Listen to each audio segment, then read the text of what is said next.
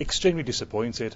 The vast majority of the people who were there last night turned up to enjoy and watch the game of football that was played out in a really passionate environment and a great atmosphere, and it was spoilt at the end by the people who decided to undertake criminal behaviour. Big disappointment, I suppose, for the police and for the clubs. Very much so. Everyone was hoping that they'd put on a showcase of football in the second city, and that would be an example that we could show around the world with pride. And the match was great. Sadly, we had that pitch evasion at the end, which soured the event, I think. Was it expected, anything like this? Certainly no one would anticipate a pitch invasion. It's been many years since we've had that sort of behaviour.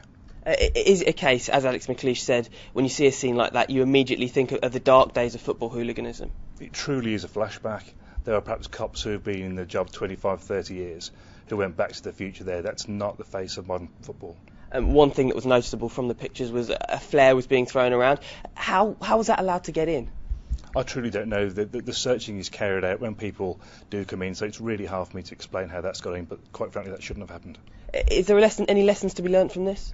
Well, I think the lesson that we should take pride in is that when you see the footage, you will see police officers in the background running to put themselves between the two opposing sets of supporters. We should be proud of the way in which the vast majority of the people behaved last night, and particularly my officers, of whom I'm extremely proud. How much are you looking to prosecute here? Oh, very much so. We've already started a post-incident inquiry. We'll be using all the CCTV. We have officers with cameras who will be gathering evidence.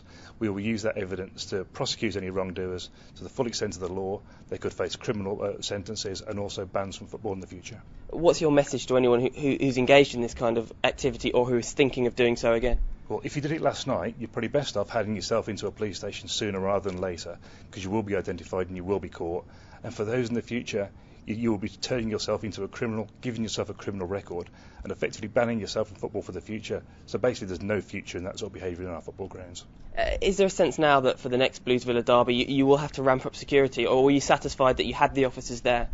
I'm still satisfied that we had the appropriate resources. Blues play Villa early next year in the middle of January. I'm confident that we can still deliver a first-class policing service. Was part of the problem here that it was a knockout cup game and tempers were going to be a bit higher? Potentially. I think there's also other factors. The fact that it was played in the evening time, whereas our league fixtures kick off at midday. But I'm not going to make any excuse for the way people behave. There is no excuse for that. Obviously the timing is very poor with England's World Cup bid tomorrow. Do you think something like this could have an effect? I sincerely hope not. Anyone who watched the game will have seen a cracking atmosphere, lots of passion, all the things that English football is known for, that it's famous for.